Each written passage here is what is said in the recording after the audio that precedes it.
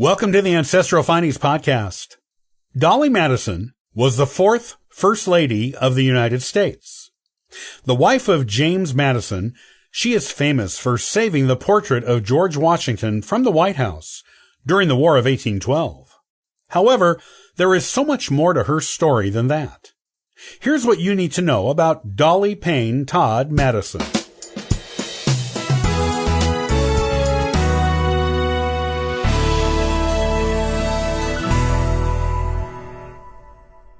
The wife of our fourth U.S. President, James Madison, Dolley is well known to history for saving the large, from-life portrait of George Washington from the White House when the British burned Washington, D.C. during the War of 1812.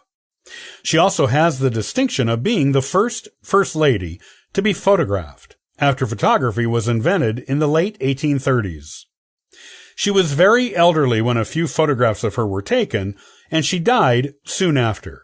But thanks to those photographs, we do have a real image of what she actually looked like. By contrast, no U.S. president had their picture taken until sixth president John Quincy Adams. So, Dolley was ahead of the game, even in photography. She was born on May 20th, 1768, in Guilford County, North Carolina, to John Payne, Jr. and Mary Coles, both Quakers from Virginia, who moved to North Carolina to raise their family. She was their eldest daughter. Dolley, like all of her siblings, was raised in the Quaker faith. The year after Dolley was born, however, her family moved back to Virginia, though they continued to be Quakers, where several other siblings were born, and where she became very close to her mother's family. Dolley's family wasn't wealthy, but they weren't hurting for money either. They owned a comfortable plantation in rural eastern Virginia, and it was there that Dolley grew up in relative comfort and plenty of stability. After the Revolutionary War, Dolley's father freed all of his slaves, as did many other Quakers in the new American South. After the war, her parents moved to Philadelphia in order to go into a retail business.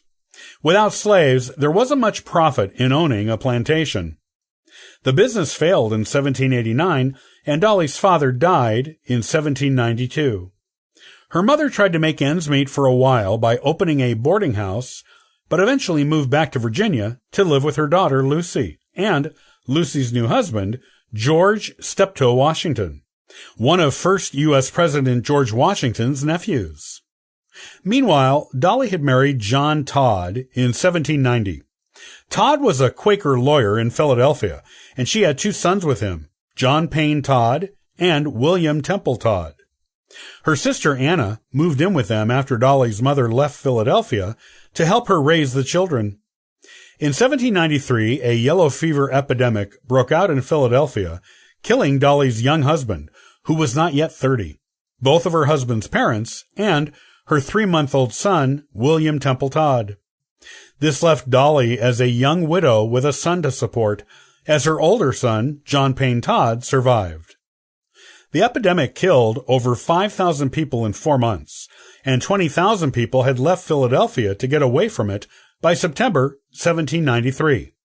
Dolley was 25 years old at the time. In 1794, Aaron Burr introduced young Dolley to James Madison, a member of the new U.S. House of Representatives from Virginia. Dolley and James had met each other before at social functions, but it was Burr who made the formal introduction between the two of them. Madison was 43 years old at the time and had been a bachelor all that time. He was also 17 years older than Dolley. Still, they seemed suited to each other, which is why Burr introduced them, and she accepted Madison's marriage proposal after a quick courtship. They were married in August of 1794, just 1 year after she lost her first husband and youngest son. Madison formally adopted her remaining son, John Payne Todd, and the three of them lived in Philadelphia for the next 3 years. Because Madison was not a Quaker, Dolley was expelled from their religious society. After serving in Congress for 8 years, Madison decided to retire and took Dolley, John, and Dolley's sister, Anna, back with him to his estate of Montpelier in Virginia. Unlike Dolley's first husband, Madison owned slaves and Montpelier was a plantation. She settled back into Virginia plantation life, but when Thomas Jefferson became U.S. President in 1800, he asked Madison to be his Secretary of State. Madison accepted, and the whole Madison household, including the slaves, went to Washington, D.C. Dolley insisted they acquire a large house there for themselves, as she felt entertaining would be important in that kind of environment.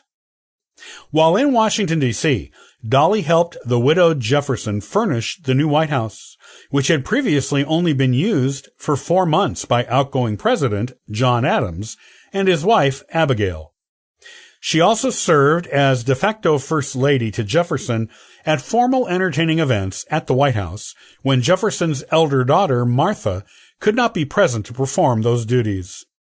When Jefferson decided to retire at the end of his second presidential term, the Democratic Republicans, Jefferson's political party, nominated Madison to succeed him, and he was elected to the office. Dolley became the official First Lady. Dolley was popular among the political elite because of her kindness and superb social graces. Her popularity greatly contributed to Madison's. She had a few unique honors, such as being the only First Lady given an honorary seat on the floor of Congress, and the first First Lady to respond to a telegraph message. Madison served 2 terms as president, and the War of 1812 broke out at the beginning of his second term. When the British invaded Washington, D.C. in 1814, near the end of the war, Madison had already fled the capital. Dolley was still in the White House and would not leave until the portrait of Washington had been saved, even with the British forces approaching. She directed servants to break the frame, as it was screwed to the wall, and would take too long to remove and save the canvas. Once it was secured and given to men she trusted to take to New York, she left in a carriage. She returned a few days later and reunited with her husband. Dolley and James Madison retired from public life at the end of Madison's second term as president in 1817, and went back to Montpelier. Her son John, however, soon virtually bankrupted them. He was an alcoholic and was suited neither for academics or business. He was constantly getting arrested and thrown in jail for either violence or debts. James Madison mortgaged Montpelier more than once to pay his adopted son's debts and free him from jail. When Madison died in 1836, leaving Dolley a widow once more, she stayed at Montpelier for a year with her niece, Anna Payne, and her son, and spent that time organizing her late husband's papers, for which Congress paid her $55,000, because she was giving the papers to the U.S. government. After completing this project, Dolley and her niece moved in with her sister Anna and Anna's husband, Richard Cutts, in Washington, D.C., leaving her son John to take care of Montpelier. John was not up to the task and increased his debts. Dolley tried to sell more of Madison's papers to pay John's debts, but was unable to find a buyer. She eventually sold Montpelier, its remaining slaves, and all of its household furnishings to pay her son's debts, leaving her in relative poverty in her increasing old age. The slave who was closest to her, Paul Jennings, was sold to Daniel Webster on the agreement that Webster allow him to purchase his freedom through paid work. Jennings later wrote of Dolley in his memoirs, saying that in her old age, Webster often sent him to her with market baskets full of provisions, and that he himself sometimes gave his former mistress money out of his own pocket to help her financially, even after gaining his freedom.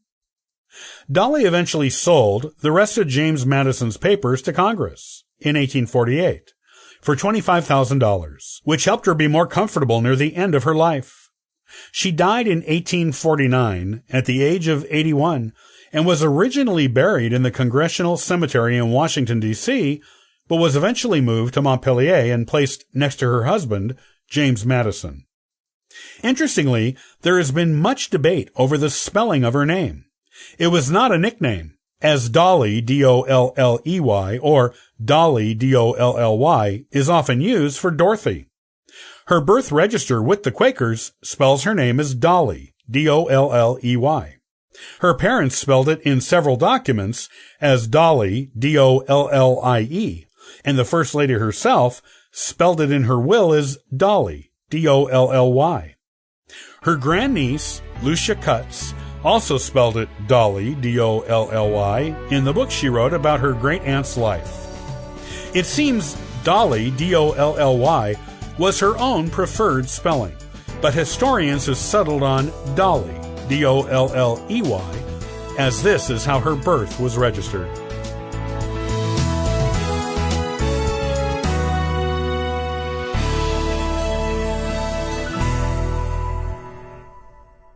Thanks for joining me today on the Ancestral Findings Podcast. You can subscribe to the podcast on YouTube and iTunes. Also, check out ancestralfindings.com for free genealogy lookups, ebooks, and weekly giveaways. Happy searching!